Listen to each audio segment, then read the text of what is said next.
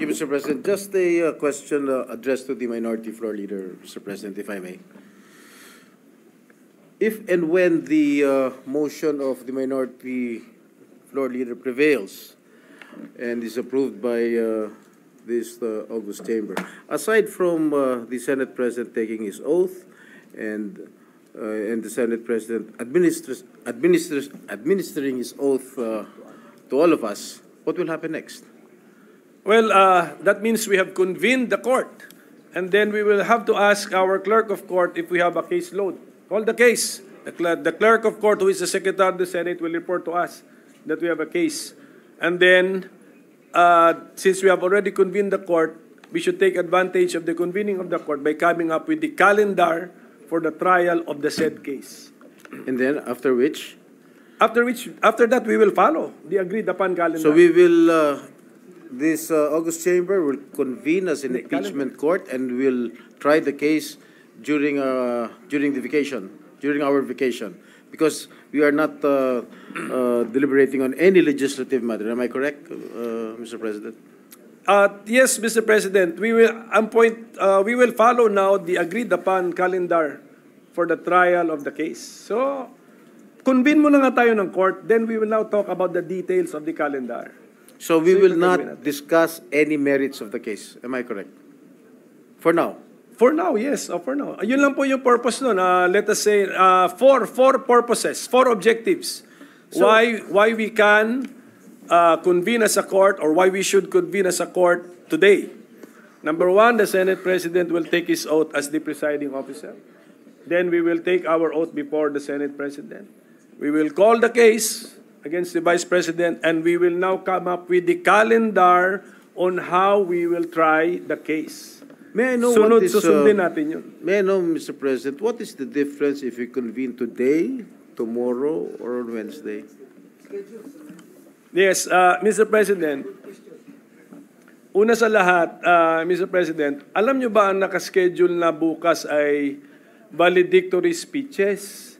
At saka, hindi na natin alam anong nakaschedule bukas. Ngayon, pag sinabi ng Constitution, trial by the Senate shall forthwith proceed. Hindi ba mas compliant tayo, not only with the words, but with the spirit of the Constitution, if we now advance now the convening of the court at umpisahan na natin yung mga preliminaries or formalities na kailangan din naman natin gawin.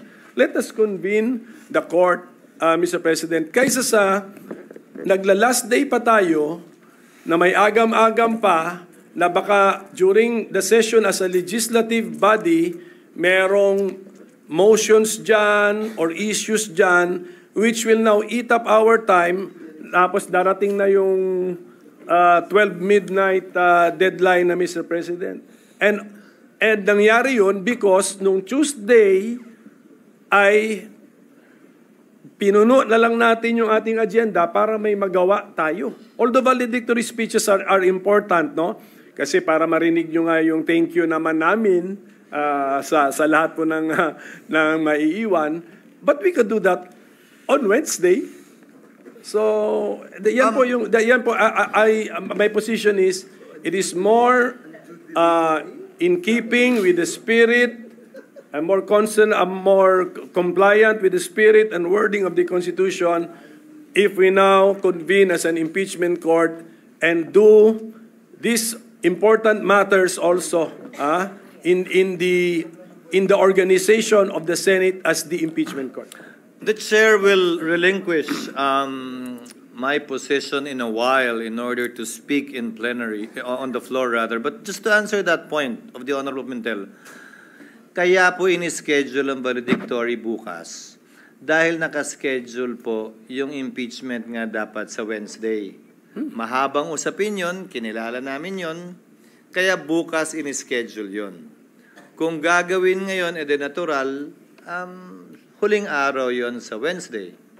Dahil hindi pa natin alam ng mga panahong yon kung kaya na nga ba ng hanggang Lunes na ma-ratify lahat ng mga hinahabol nating panukalang batas. Just for the record, and lest as persons be cast na magbabaledictory na kayo, hindi pa nyo ginagawa, because that was the schedule and nobody questioned it until today. So that was scheduled supposedly on that date. But just on that point, Senator Estrada may proceed. No, I have no more questions. Yes, I think the Senate President has already voiced out his own opinion during one of his press conferences. But I'd rather say it on the Yes. record here too, Yes. Your Honor. Senator Tulfo intimated to this representation his desire to speak on the matter as well. Mr. President, I'd like to make a very short manifestation. Naalata ko kanina pa tayo back and forth, para nag-aaway na tayo dito. To solve the impasse siguro, we'll have to put it in a vote, whether to convene today or tomorrow. Somehow we have to convene come what may. Magbutuhan na lang tayo para matapos na. Baka abutin tayo hanggang madaling araw, hindi pa rin natin napag-alalaman kung ano talaga ang dapat gawin natin. Let's do it. Let's put it in a vote. Tonight ba tayo magbotohan or tomorrow? I mean, magbobotohan tayo whether we convene today or tomorrow. That's it. Plain and simple. Para matapos na ang problema natin dito ngayon. Duly noted. Today or Wednesday? Kasi there are senators who want it to be on Wednesday. May mga senador na gusto ngayon. Let's put it in a vote. Pero somehow we have to convene come what may. Thank you, Mr. President. Mr. President. We will, Your Honor. Being a deliberative body, parliamentary practice rules dictate that we do nothing less, that things be settled through a vote. In fact, there is a pending motion by the minority leader that will be redefined and clarified. However, Chair thought it best to allow a free and fair debate where all of the members will be heard who have an opinion on this matter before finally deciding on the point. Now, if there are no other members who wishes to add to the discussion or debate, Chair would like to ask permission to relinquish the chair so that the chair can go down and speak also on the same matter. Session is suspended. Nasabi na maikli lamang naman na panahon ang kailangan gugulin para dito. Bakit hindi pa ginawa noon? Hindi ba't obvious na nakita po natin itong nagdaang magtatatlong oras? Na oras na pinag-usapan natin ang impeachment, mahaba ang diskusyon. Hindi ito simpleng 30 minuto lang sa pag-issue ng summons dahil kailangan pahintulutan at payagan ang mahaba at malayang debate. At bago po ako lumayo, nais kong pasalamatan ang aking mga kasamahan dito sa Senado para sa isang maayos, civil, at naaayon sa rules natin na diskusyon at debate. Ayon na rin sa sinumpaan nating tungkulin na pagpasahan ng lahat ng bagay nang naaayon sa ating paniniwalang tama at nararapat nating gawin. Hayaan mong simulan ko po ang ilang mga binanggit. Mr. President, Your Honor, I wrote the members of the Senate on February 24, 2025, outlining the basic reasons why we cannot, as of yet, schedule the impeachment complaint. Much has been said about the term forthwith, which I wrote to each and every member of the Senate. Mr. President, Your Honor, we are governed not only by the Constitution but also our rules. We are governed as well by precedents. We are governed as well by decisions of the Supreme Court pertaining to this matter. Allow me to, for the record, cite a few regarding this matter, lest they may think that it is only a one-sided opinion with respect to their definition of forthwith na agad-agad. Kada senador marahil may kanya-kanyang opinion kaugnay nito. Hindi ko pwedeng hayaan na sa record natin ay hindi maisabi ang ibang opinion kaugnay nito. Una, nakasaad po sa saligang batas kaugnay sa papel na dapat gampanan ng Kamara na dapat tugunan nila ang pagsampa ng impeachment complaint sa loob ng mga takdang panahon. Kung ilang session days para ilagay sa calendar, ilang session days para ilagay sa Committee on Justice, ilang session days para pagpasahan, ilang session days para pagdesisyonan ng plenaryo ng Kamara. Nakalagay din sa rules ng Kamara, anumang impeachment complaint regularly filed by one member, dapat po immediately, hindi po forthwith, immediately, i-transmit ng Secretary General sa Speaker. Nakalagay din sa sariling rules ng Kamara, Ang Speaker dapat sa loob ng 10 araw i-refer sa Committee on Justice. Bakit mahalaga yon? Dahil sang-ayon sa desisyon ng Korte Suprema sa Francisco case, dyan magsisimula ang 1-year ban sa pagsasampa ng pangalawa, pangatlo o pang-apat na impeachment complaint. Hindi yan ginawa ng Kamara. Sa katotohanan, hanggang nag-adjourn tayong lahat bilang Kongreso noong February 5, hindi yan ginalaw ng Secretary General sa kabila ng magkatabi lamang naman ng opisina ng Secretary General at ng Speaker. Sasabihin marahil ng ilan, tapos na yan. Lumipas na yan, tulad ng sinabi ni Senator Coco, wala na tayong magagawa dyan. Nandun ako. Pero may katanungan akong iiwan bago nating lisanin ang puntong yan. Nasaan yung mga nagrereklamong dapat agad-agad? Nasaan yung mga nagsasabing ngayon na, wag nang pagpaliban, ba't ba dinedelay? Inupuan po na mahigit 2 buwan, magtatatlong buwan nga ito. Hindi inaksyonan. Wala naman ako narinig na nagreklamo na nasa na yung agad-agad. Sa kanila nakalagay immediately may takdang araw sa ng petition sa Korte Suprema ngayon na inihain ni Vice President Sara Duterte kaugnay sa pag-iiwas sa tinatawag niyang 1-year ban na nakasaad sa saligang batas. Now let me proceed to forthwith. I quoted this in my letter to all the senators. Forthwith, citing various cases, Mr. President, Your Honors, means within a reasonable time, which may be longer or shorter period according to the circumstances of a particular case. It means it is elastic in nature and varies with every case. Quote, it may be modified by circumstances and the nature of the duty to be performed. Marami po nagsasabi ng opinyon na agad-agad. Kung gaano karami po ang abogado, kung gaano karami po ang marunong at magaling, gaano din kadami marahil ang kanilang interpretasyon. Pero nasaan ang probisyon ng saligang batas, desisyon ng korte nag-iinterpreta doon na nagsasabing agad-agad nga ang ibig sabihin yan, samantalang hindi naman agad-agad ang interpretasyon ng salitang immediately ng Kamara. E de sana ang sinulat ng mga nagsulat ng konstitusyon, immediately din tayo. Eh yung immediately nga ng House, hindi yun ang interpretasyon. Tapos tayo ganyan. If the prosecutors themselves, the complainants themselves were not that interested and sat on these complaints for over 2 months, tayo bigla ngayon, mamadaliin nila habang nagpabanjing-banjing sila ng mahigit 2 buwan sa mababang kapulungan. Pangalawa, bagaman tama si Senator Pimentel at sang-ayon ako na pwede tayo mag-trial habang recess. Ginawa na po yan sa kaso ni Chief Justice Corona. Again, we are governed not only by the Constitution, by our rules, but also by precedents. Subalit, may malaking pagkakaiba. Dapat nasimulan, na-refer, at nagkaroon ng plenary action sa articles of impeachment upang makonstitute ang impeachment court bago ito magpatuloy habang recess. Maraming nagsabi, mag-trial na tayo, mag-convene na tayo, sumampa na tayo habang recess. Sa pananaw at palagay ko, labag yan sa saligang batas. At dun sa mga talagang gustong matanggal si Vice President Sara Duterte, dun sa mga galit sa kanya, inis sa kanya at gustong madali itong impeachment, para mo lang dinagdag, binigyan siya ng dagdag na balang questionin ito sa Korte Suprema. Dahil hindi po pwede yan. At hindi po ako papayag na mangyari at gawin yan dahil lamang gusto nila at nagmamadali sila.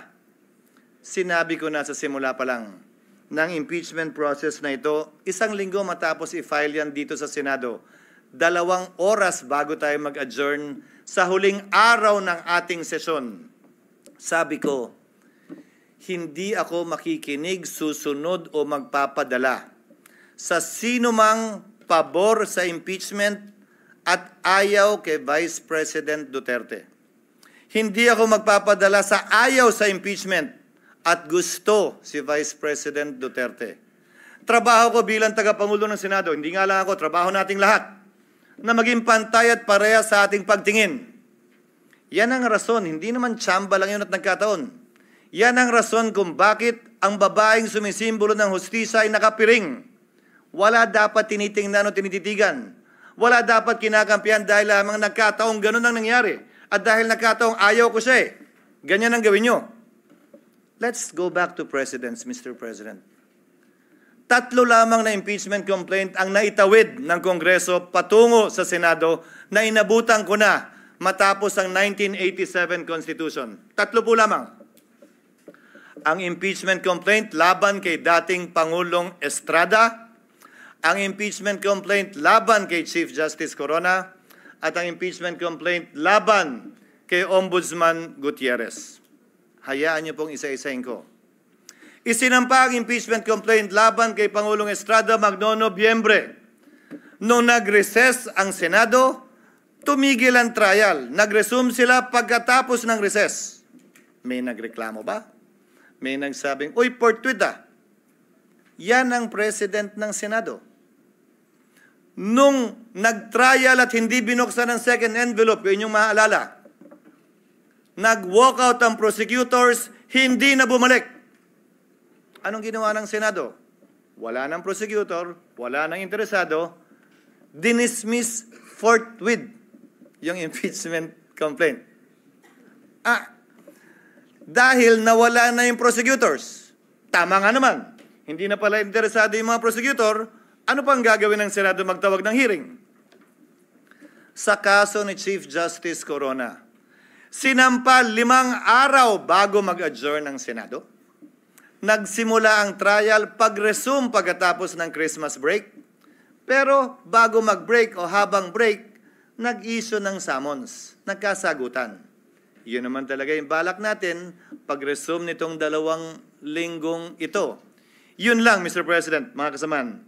Ang kaisa-isang impeachment complaint na nasimulan at natapos ng Senado. Yung pangatlong impeachment complaint ni Ombudsman Mercy Gutierrez. Final yan 3 araw bago mag-adjourn ang Senado sa kanyang regular recess, walang eleksyon nun. Nung nag-resume, dun lamang sinet ang trial. Pero bago nag-resume ang Kongreso, nagbitiw si Ombudsman Gutierrez. Ano ang ginawa ng Senado? Walang trial, hindi kinonvene ang impeachment court, as a Senate, dinismiss yung impeachment complaint. Pinagpasahan nila. Resign na pala Wala na tayong kailangan gawin. Naalala niyo po yung debate? Na meron pa namang penalty of absolute perpetual disqualification. That was discussed. But by way of precedent, the Senate did that. So if you look at the past presidents of the Senate, nagawa po nila yon, pinagbotohan po nila yon. Without convening the impeachment court. Wala pong nagsabi, hoy, inaabandon na ninyo ang inyong constitutional duty nung ginawa ng Senado yon. Paano po yan, Ginoong Pangulo? Pagsang-ayon ba ang karamihan o ng pinakamaingay o matatalino sa ating bansa? Okay lang? Pag hindi sila sang-ayon, hindi na okay. Bugbog ka na. Bugbog na institusyon. Dapat may gawin na tayo.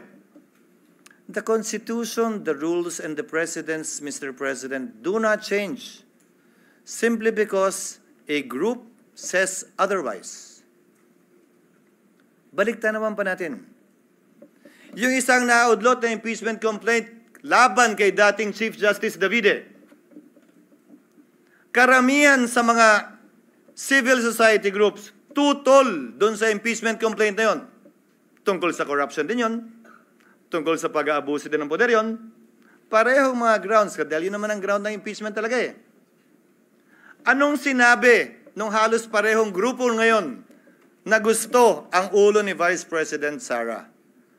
Ay, masama yung impeachment yan. Hindi yan dapat i-file. Dapat i-dismiss nyo yan. Mabuting tao si Chief Justice Davide. Nagsalita pa ang mga miyembro ng Senado noon. Kahit padalayan ng Kamara sa amin, hindi namin tatanggapin yan. Sinabi din po ng Senado noong mga panahon yun. At saka busy kami sa budget. Kailangan muna namin unahin yan bago yan. Babalik ko ang katanungan. Nagbabago ba? Depende kung sinong may gusto. Hindi ba dapat kung ano yung pamantayan at batayan kaugnay na impeachment complaint, sino man ang nasasakdal? Pareho at parehas ang pagtrato natin. Ngayon, kaugnay ng kasalukuyang impeachment complaint. Nakalagay po sa rules ng Senado, ang impeachment proceedings dapat i-refer sa Committee on Justice. Ang ginawa ng Senado, bagaman pareho ang rules natin na bahagi ng ating President, ni-refer sa Committee on Rules na siyang naging hudyat para buuin ang impeachment court. Sa Estados Unidos, kung saan natin kinopya ang karamihan ng mga provision ng ating impeachment rules, ang mga miyembro ng Kamara na nag-hain ng impeachment o mga prosecutors, sila ang nagbabasa niyan. So, nung nakita po namin sa parte ng Secretariat, yung President na yon, nung nakita po namin yung provision na dapat sa Committee on Justice i-refer, sinuggest namin na basahin yung Articles of Impeachment ng prosecutors mismo. Sa Senado, hindi pa sa Korte. Para magsilbing hudyat yon ng pag-convene ng impeachment court at panunumpa ng mga judges ng impeachment court. Yung po sana ang nakatalagang gawin sa June 11. Nasabi po ni Senator Villanueva, ano nga ba ang pagkakaiba? June 2, June 3, June 5, June 4, June 9, June 10, June 11. Kung susundan natin ang ginawa ng mga ibang impeachment court sa mga nagdaang panahon, ini-issue lamang nila yung summons para mabigyan ng sapat na panahon. Ang nasasakdal na isumite yung kanyang answer dyan sa impeachment complaint. At pagkatapos nun, dahil tutor sa June 30, hindi po tayo pwede magpatuloy sa ating paglilitis dahil hindi naman pwedeng one side lang yung ating mapapakinggan pagkatapos ng June 30. Doon sa nagsasabi na may mga private prosecutor naman na i-appoint ang Kamara. With the principal goes the agent because the authority of the principal ceases by June 30. So, napag-usapan, tatawid ba ito?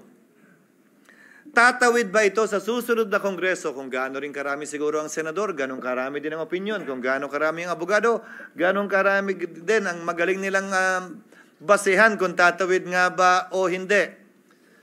My position is that it will. Mr. President, Your Honor, allow me to read a portion of the deliberations of the Constitutional Commission on this matter. Delegate Aquino, prudence that impeachment proceedings are essentially judicial in nature, such that it follows that when the legislative chamber undertakes these proceedings, it sits as a court of justice, and therefore, it is not bound by the rules of legislative sessions. It cannot adjourn. Assuming that the session is adjourned, impeachment proceedings should not in any way be affected by the adjournment of the session. Delegate Romulo. That is not precluded from our proposal. If the Commissioner wants to make it explicit and to suggest amendments to that effect, I suppose I would not object. Our thinking is that if the Commissioner's premise is that it is like a court of justice, maybe an adjournment of the hearing will certainly not preclude it from continuing the proceedings on some other day. In other words, it could not lose jurisdiction just because of adjournment. Add to that, Mr. President, what the minority leader said during earlier sessions we've had. Hindi porkit pinalitan yung judge, dismissed agad lahat ng kaso at magsisimula uli. Ang prinsipyo pa ng batas na nagsasabing anumang sinimulan, dapat lamang tapusin. Plus ang president natin, kaugnay sa SET, na tumatawid yung kaso sa SET, bagaman nagpalit ng Kongreso, bagaman nagpalit ng mga miyembro ng Senado at maestrado ng Korte Suprema. Now, allow me to state a few more things before I yield the floor. Mr. President, Congress cannot pass an irrepealable law. Very much so that we cannot bind the next Congress. whatever we decide with respect to this issue, kung tatawid nga ba o hindi, would have to be confirmed, affirmed, or rejected as the case may be by the 20th Congress. Some of us will be part of that. Some of us will no longer be part of that. But we cannot tie their hands and bind their hands. But the same is true, Mr. President, Your Honor, if at all, with the House of Representatives as well.